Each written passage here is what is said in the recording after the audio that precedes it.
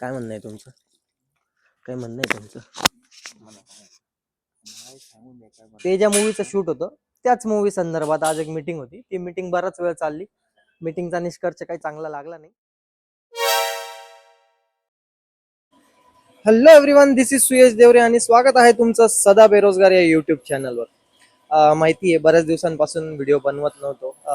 थोडंसं personal problems होते आणि 2 महिने झाले जवळजवळ आपण व्हिडिओ बनवत नव्हतो. पण आता इथून पुढे असं होणार नाहीये. आपण व्हिडिओज कंटिन्यू बनवणार आहोत. प्रत्येक सोमवारी आपला व्लॉग येणार आहे आणि कदाचित झालंच तर शुक्रवारी पण आपला व्लॉग येत जाईल मित्रांनो. आता सध्या मी दुकानावर आहे आणि दुकानावर एक ट्रकचं काम चाललंय, ग्रीसिंगचं काम आहे. आणि हेवी व्हेकलचं ग्रीसिंगचं काम कसं असतं मी तुम्हाला दाखवतो. ही 16 टायर गाडी आहे आणि हिचं ग्रीसिंगचं काम चाललंय. आता हे मागचे व्हील खोललेत एक साईडचे, तर ग्रीसिंगसाठी आता व्हील खोललाय. आता हा ड्रम जो आहे तो काढला जाईल आणि जुनं जे काही ग्रीस आहे ते सगळं वॉश आउट केलं जाईल डिझेलने.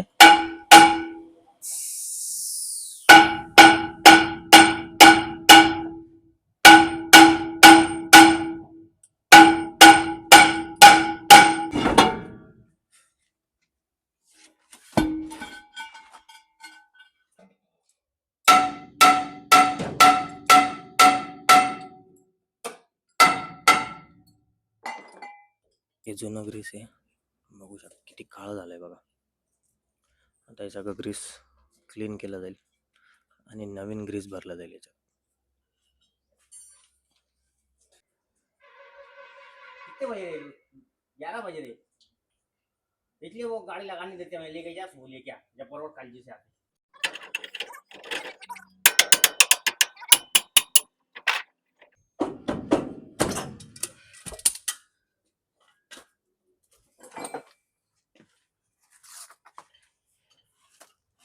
अपने आगे के जाने रे।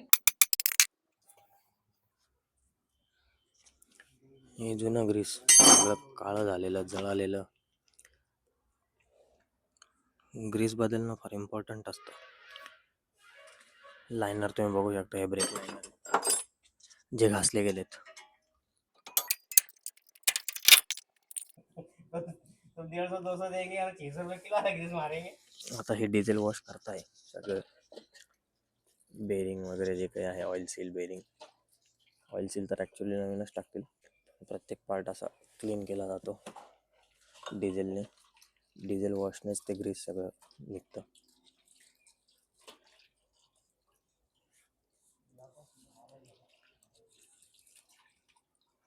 उसको भी ले रे भाई, उसका भी चेहरा ले। ये माला के बोलना पड़ेगा। हे गाडीचे मालक आहेत. काय म्हणणं आहे तुमचं? काय म्हणणं आहे तुमचं? सांगून द्या काय म्हणायचं. म्हणा ना तुम्ही, काय म्हणताय? तुम्हाला काय म्हणा, आधी सांगून द्या. मला आयडिया नाही द्यायची. आयडिया काय तो बघा. काय तुम्ही गॅरेजला आले, काय काय काम आहे गाडीचं, काय नाही, गाडी काय त्रास देते, काय नाही, ग्रीस बदलायचं काय कारण सांगू शकता तुम्ही सगळं. हे आपलं जे व्हील गरम होता त्याच्यामुळं सर्व्हिस चांगली राहते. जोरात बोला ना, काय घाबरू नका. तिने काय बोलणार. आपलं व्हील ग्रेसिंग केल्यानंतर गाडी सर्व्हिस अशी रनिंग चांगली होती व ॲव्हरेज भेटतं. ॲव्हरेज चांगलं. रस्त्यात आपल्याला काही प्रॉब्लेम येत नाही, तर टेन्शन राहत नाही असं. तर त्यांचं म्हणणं असं आहे की ग्रीस बदलल्याने ॲव्हरेज चांगला होतो गाडीचा. गाडीचे व्हील प्रॉब्लेम देत नाही, गाडी गरम होत नाही, व्यवस्थित चालते, स्मूथ चालते. त्याच्यामुळे ग्रीसिंग ही खूप इम्पॉर्टंट असते. आणि एका वर्षातून किती वेळा, एक वेळा ना, वर्षातून एक वेळा तरी ग्रीसिंग करावीच लागते. ॲक्च्युली विषय असा झाला की जे 2 व्हीलची ग्रीसिंग मी तुम्हाला दाखवत होतो, ती ग्रीसिंग चाललं होतं, व्हिडिओ चालला होता, पण अचानक काही कॉल यायला लागले आणि आज एक मीटिंग होती माझी चित्रपटासंदर्भात. मागच्या काही व्लॉगमध्ये तुम्ही बघितलं असेल, जयगतपुरीच्या एक आंबेवाडी म्हणून गावात आपण शूट करत होतो. तर ते ज्या मूवीचं शूट होतं त्याच मूवी संदर्भात आज एक मीटिंग होती. ती मीटिंग बराच वेळ चालली. मीटिंगचा निष्कर्ष काही चांगला लागला नाही, हरकत नाही. तर त्या मीटिंगमुळे पुढचं मी तुम्हाला दाखवू शकलो नाही ग्रीसिंग कशी असते, काय असते. पण आता इकडच्या व्हीलची चालली आहे ग्रीसिंग. आणि जुनं ग्रीस कसं साफ केलं जातं ते तर तुम्ही बघितलं. आता नवीन ग्रीस कसं भरलं जातं ते तुम्हाला दाखवतो. ही असं बेरिंगमध्ये जे काही थोडंफार इकडे तिकडे कुठे ग्रीस असेल पडलेलं, ते सगळं असं झटकून काढलं जातं. आणि हे डिझेल वॉश करतायत, जसं की तुम्ही आत्ता पहिले पाहिलं. आणि असं झटकून ठोकून त्याच्यातलं सगळं ग्रीस काढलं जात आहे. जुनं ग्रीस हे अशा एकदम नवीन बेरिंग सारखे बेरिंग चमकायला लागले आहे बघा डिझेल वॉशमुळे. त्या व्हीलचे लायनर जे आहेत ब्रेक लायनर ते पूर्णच घासले गेलेले होते, त्याच्यामुळे आता ते लायनर पण बदली करतायत. लायनर कसे असतात मी तुम्हाला दाखवतो. हे बघा, हे आहेत ब्रेक लायनर. हे असे तुटलेले असतात किंवा काढताना तुटतात आणि हे पूर्ण घासले गेलेत बघा, पूर्ण बारीक झालेत तुम्ही बघू शकता. तर हे घासले जातात आणि मग ब्रेक सेटिंग बिघडते, ब्रेक लागत नाही गाडीचे. तर गाडीचे ब्रेक नियमितपणे लागले पाहिजे, व्यवस्थित लागले पाहिजे, त्यासाठी आता ब्रेक लायनर बदलले जात आहेत. हे बघा, हे नवीन लायनर आहे बघा, केवढं जाड आहे आणि ते केवढं बारीक आहे बघा. यावरून तुम्हाला समजलंच असेल लायनर घासले गेलेत असं. आता हे नवीन लायनर लावतील ते या प्लेटला, या ब्रेक प्लेट आहेत.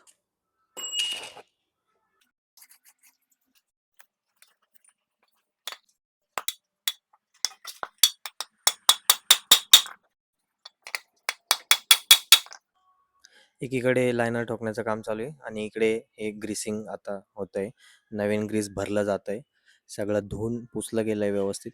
आता हे बघा तुम्ही बेरिंगमध्ये कसं ग्रीस भरलं जातं, बेरिंगच्या आतपर्यंत ग्रीस भरलं जातं आहे आणि इकडे हे लायनर ठोकणं चाललं आहे. आणि ज्यावेळेला हा व्हिडिओ रेकॉर्ड होत होता त्यावेळेला आपला माईक ऑफ होता, त्यामुळे ऑडिओ हा आपल्याला पुन्हा आता ऑडिओ रेकॉर्ड करावा लागतो आहे एडिटिंगच्या वेळेला.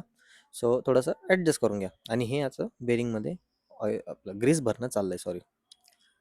आता ही बेरिंगमध्ये ग्रीस पूर्ण भरल्यानंतर बेरिंग त्या व्हीलच्या आतमध्ये लावली जाईल. बेरिंग लावली गेली ॲक्च्युली आणि हे अजून ग्रीस चांगल्या पद्धतीने भरलं जातं आहे.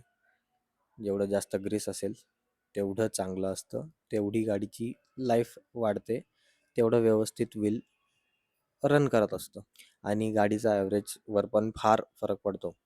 इकडे लायनर हे आता ठोकले गेलेत, लायनर ठोकून झालेत, लायनर लागलेत, बघू शकता तुम्ही. हे ब्रेक पॅड, नवे ब्रेक पॅड जे आहेत ते लागलेत. आता ही ऑइल सीलने लॉक केलं जातं आहे व्हीलला. ही ऑइल सील आहे आणि ऑइल सील असं सगळ्या बाजूंनी अलगदपणे ठोकून आत टाकली जाते. तिला जास्त जोर दिला एकाच बाजूला तर ती बेंड होऊ शकते ऑइल सील, त्यामुळे असं अलगदपणे सर्व बाजूंनी समान त्याला अलगद झटके देऊनच त्याला आत टाकावं लागतं ऑइल सीलला. हे असं त्याला थोडंसं ग्रीस लावून आणि मग ते व्हील जे आहे ते हाऊसिंगला चढवलं जाईल. आता हे तुम्ही बघताय, हे हाऊसिंगला चढवलं जात आहे व्हील आणि हे अशा पद्धतीने आता लावल्यानंतर यात अजून एक बेरिंग जे आहे, अगोदर हे सगळे बुश वगैरे त्याचे जे आहेत स्लो वगैरे ते लावले जातील. त्यानंतर ग्रीसने भरलेली ही एक बेरिंग व्यवस्थित लावली जाईल आणि अशा पद्धतीने त्याचे लॉक वगैरे सगळं लावून, वायसर वगैरे त्याचे लावून, हे मख्खी वायसर लावून व्हीलची ग्रीसिंग कंप्लीट झाली. आणि हे असं हेवी व्हेकलचं ग्रीसिंग जे असतं ते होत असतं.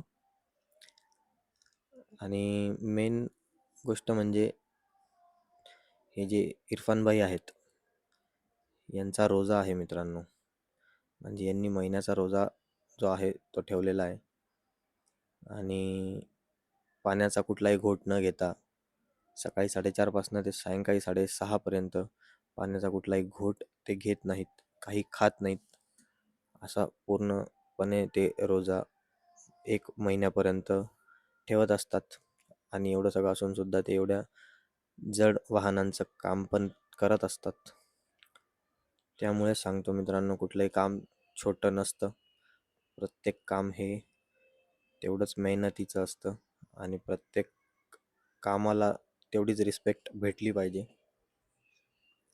आणि अजून एक गमतीची गोष्ट म्हणजे एका बेरोजगार माणसाच्या चॅनलवर तुम्हाला हे सगळं ऐकायला भेटतंय, म्हणजे हे किती विनोदी आहे की एक बेरोजगार तुम्हाला कामाचं नॉलेज देतोय मित्रांनो.